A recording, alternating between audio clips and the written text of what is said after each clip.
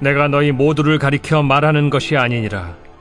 나는 내가 택한 자들이 누구인지 알미라. 그러나 내 떡을 먹는 자가 내게 발꿈치를 들었다 한 성경을 응하게 하려 하는 것이니라. 지금부터 일이 일어나기 전에 미리 너희에게 일러두면 일이 일어날 때 내가 그인 줄 너희가 믿게 하려 함이로라.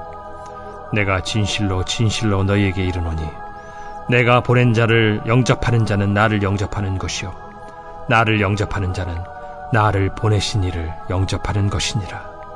예수께서 이 말씀을 하시고 심령이 괴로워 증언하여 이르시되 내가 진실로 진실로 너희에게 이르노니 너희 중 하나가 나를 팔리라. 제자들이 서로 보며 누구에게 대하여 말씀하시는지 의심하더라. 예수의 제자 중 하나 곧 그가 사랑하시는 자가 예수의 품에 의지하여 누웠는지라.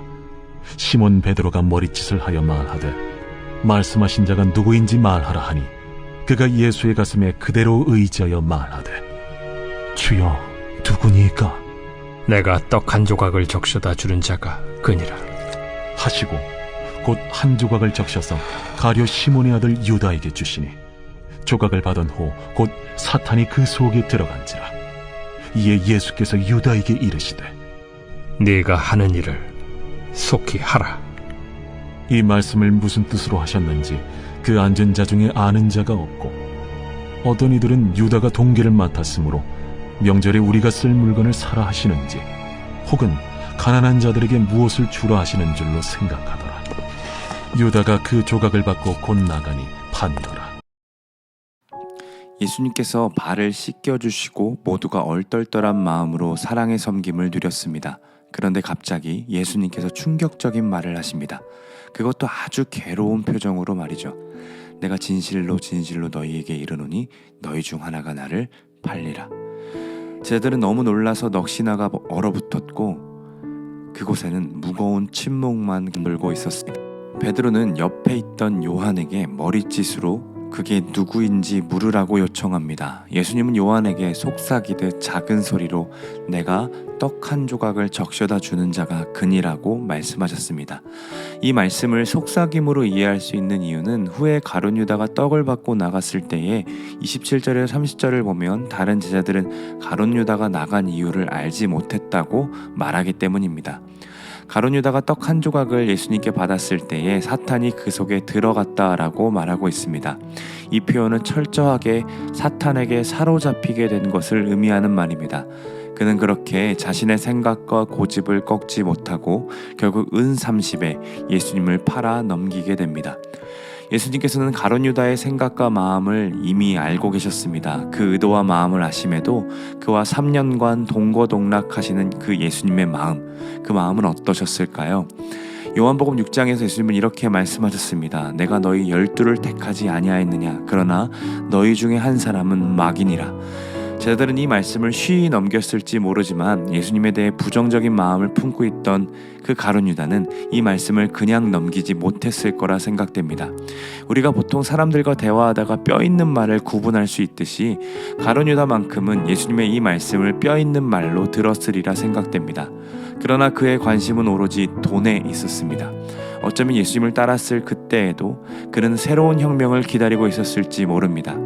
그러나 예수님과 함께 지내면서 몇 번이고 강조하시며 말씀하신 그 죽음에 대한 이야기를 듣고 예수님이 그의 기대와 다른 자임을 인식하게 된 겁니다. 그는 베다니 마리아가 예수님께 향유를 부었을 그때에도 분개를 했던 자였습니다. 향유를 팔아 가난한 자에게 주면 더 많은 유익을 누릴 수 있는데 왜 낭비하느냐고 말하지요. 그러나 그 말은 그가 돈개 맡은 자라 가난한 자를 생각함이 아니고 도둑이기에 돈개를 맡고 거기 넣는 것을 훔치기 위함이었다고 요한은 그렇게 기록하고 있습니다. 즉 그의 관심은 오로지 자신의 출세 그리고 돈이었습니다. 예수님의 행적을 기록한 복음서를 자세히 살펴보면 다른 제자들과 달리 가룟 유다는 예수님을 주님이라고 부른 적이 없습니다. 마태복음에서 제자 중에 한 사람이 나를 팔 것이라고 예수님이 말씀하셨을 때에 다른 제자들은 주님 저는 아니지요 라고 했는데 유다만이 랍비여 저는 아니지요 라고 말합니다. 예수님을 팔아 넘길 때에도 그는 예수님께 입을 맞추며 랍비여 라고 부릅니다. 마태복음에서는 예수님을 랍비라고 부른 자들은 다 예수님을 적대하는 자들이었습니다.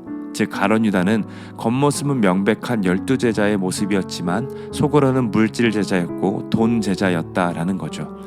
돈이 주인이었던 유다에게 예수님의 말씀은 늘 거리낌이 되었을 겁니다. 예수님은 자주 하나님과 재물을 겸하여 섬길 수 없다라고 말씀하셨기 때문입니다. 그러나 그 말씀을 들으면서도 그는 마음을 바꾸고 싶어 하지 않았습니다. 결국 돈이 그에게는 가장 중요했고 대제사장들을 찾아가 예수님을 넘기고 돈을 요구합니다. 그들이 은 30을 예수님의 몸값으로 주었을 때에 성경은 정확하게 이렇게 기록하고 있습니다. 그때부터 예수를 팔 기회를 찾았다. 그러나 이곳저곳 복음서를 살펴보면 그가 돈 때문에만 예수님을 배신한 것이라고 볼 수는 없습니다. 그는 자기 나라가 처한 국가 현실에 대해 객관적인 지식을 가지고 있었던 사람으로 보입니다. 심지어 그는 예수님의 제자들 중에 돈깨를 맡았던 사람 아닙니까? 그가 돈깨를 맡았다라는 것은 그 중에서 가장 신뢰를 얻을 만한 사람이었기 때문입니다. 3년간 예수님께서는 그에게 하나님의 나라에 대해서 이야기를 해주셨지만 그는 그 말씀을 들으면서도 자기 식대로 그 말씀을 해석하였습니다. 마카비가 혁명을 일으키고 성전을 회복시켰던 것처럼 예수님도 그렇게 정치적으로 로마에서부터 해방시키실 분이라고 생각했던 겁니다. 그런데 점점 예수님의 그 하나님 나라 운동이 자신의 기대와 다른 방향으로 흘러가게 되는 거죠. 그래서 종교 지도자들은 적대심이 불타오르고 가룟 유다의 기대와 소망은 무너지기 시작합니다. 예수님께서 종의 행색을 하고 가룟 유다의 발을 씻겨 주셨음에도 그는 그분의 사랑과 섬김을 진심으로 받아들이지 못했습니다. 그저 그 생각에는 언제 예수님을 넘길 수 있을까? 하루빨리 이 모임에서 빠지고 싶다라는 생각뿐이었죠. 가룟 유다가 돈을 사랑하는 그 모습, 자신의 기대와 바람으로 예수님을 사랑했고 그와 달리 행동하는 예수님으로 인해 실망하고 결국 적대심을 품는 이 모습이 참으로 우리의 모습과 닮아 있지는 않은지 오늘 본문을 통해 살펴보게 됩니다. 자본주의 시대를 살아가는 우리들에게 돈은 우리의 가치를 결정하기까지 합니다. 가치만이 아니라 우리가 누리는 안정감도 결국 통장의 잔고 내가 투자한 비트코인과 주식의 상하에 따라 형성되고 있지는 않습니까? 쉬쉬거리고 있지만 그리스도인들 중에서도 너도 나도 투자하는 것이 대세라고 여깁니다. 재물과 하나님을 겸하여 섬길 수 없다 말씀하셨지만 그 말씀은 우리에게 들리지 않습니다. 나는 재물을 섬기는 정도까지는 아니야 라고 말하면서 그렇게 돈을 주인으로 섬기는 사람이 아니라고 생각하는 겁니다. 예수님과 어떻게 하면 오늘 하루 더 오랜 시간을 보내며 깊이 교제할 수 있을까를 고민하기보다 어떻게 하면 내가 돈을 더 많이 벌 수 있을까를 고민하고 있다면 우리는 어쩌면 가룟 유다처럼 은 30에 예수님을 넘기고 언제 넘길지를 고민하는 것과 같을지 모릅니다. 돈에 대해 너무 자유롭고 싶은데 사실 우리의 실상이 그러지 못하는 것 같아서 본문을 보는 내내 너무 괴로웠습니다. 말씀을 전하는 저 또한 돈에서 자유롭지 못하고 돈이 주는 그 안정감에 행복감을 여기고 있는 모습이 괴롭습니다. 그뿐입니까? 우리도 가룟 유다처럼 내 생각과 계획에 하나님이 일해 주시기를 바라고 있지는 않습니까? 내 마음대로 미래를 계획하고 그 뜻대로 이루어지지 않으면 하나님을 원망하는 일들을 우리의 삶에 너무나 많이 일어나는 일들이 아닙니까? 우리는 하나님을 사랑한다 말하지만 사실은 하나님의 능력만을 사랑했던 겁니다. 하나님의 계획, 하나님의 뜻, 하나님의 일하심을 신뢰하지 못했던 겁니다. 가룟 유다와 닮아있는 우리가 어떻게 다시 제자의 마음을 품을 수 있을까요?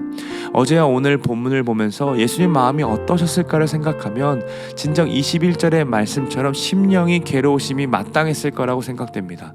예수님은 가룟 유다에게 여러 번 메시지를 보내셨습니다. 그만 알아들을 수 있는 그 말씀을 계속해서 던지셨습니다. 어쩌면 그에게 유다야 내가 너를 안다. 너의 변한 마음도 안다 라고 말씀하시고 계셨던 겁니다. 그럼에도 변하지 않는 유다를 바라보며 그의 발을 씻기십니다. 그리고 한 번 더 나는 깨끗하지 않다 말씀하심으로 그에게 메시지를 보내십니다. 그러나 그는 듣지 않았죠. 너희 중에 하나가 나를 팔리라 아주 직접적으로 말씀하셨음에도 그는 눈빛 하나 변하지 않았습니다. 도리어 예수님이 건네주신 빵을 받고 자신이 그토록 기다렸던 때가 이때라고 생각하며 얼른 밖으로 나갔습니다. 예수님은 끝까지 자기 제자들을 사랑하셨지만 그는 여전히 자기 자신을 너무나도 사랑했습니다. 그래서 그에게는 돈이 그리고 자신의 생각이 더 중요했던 겁니다. 예수님이 나의 주인이시고 그분만이 나의 구원자이심을 알지만 돈을 내려놓지 못하고 내 생각과 판단이 더 중하다 여기며 살아가는 우리들이 다시 예수님의 사랑을 누리는 제자로 살아갈 수 있는 방법은 바로 여기에 있습니다. 그 자리를 떠나지 아니하면 됩니다. 이해되지 않더라도 내 생각과 방향성이 다르더라도 그 자리를 지키며 예수님 곁에 있으면 됩니다. 나머지 제자들도 예수님의 죽음을 이해할 수 없었습니다. 그러나 그들은 떠나지 않았습니다. 예수님이 부활하시고 하늘로 가셨을 그때에도 그들은 예수님과 함께 식사하던 그 자리에 남아 함께 모여서 예수님을 기념하고 성령이 오심을 기다렸습니다. 그렇게 그 자리를 지키고 있었을 때에 그들은 거듭남을 경험하게 됩니다. 사랑하는 여러분, 비록 우리가 오늘도 돈을 더 사랑하고 오늘도 내 생각과 판단을 의지할 수 있습니다. 그러나 우리를 부르신 예배의 자리, 말씀의 자리는 떠나지 않는 자들이 되기를 간절히 소망합니다. 참 감사하게도 오늘이 또 수요일입니다. 예배의 자리에 오셔서 주님의 깊은 사랑을 마음껏 누리셨으면 좋겠습니다. 그 사랑을 곁에서 누리는 삶만이 제자됨의 그 삶을 유지할 수 있습니다. 오늘을 부르신 자리에서 내 생각과 판단을 내려놓고 돈을 사랑함도 잠시 내려놓고 예수님만을 사랑하고 예수님을 향한 그 열심을 회복하는 오늘 하루가 되시기를 간절히 소망합니다.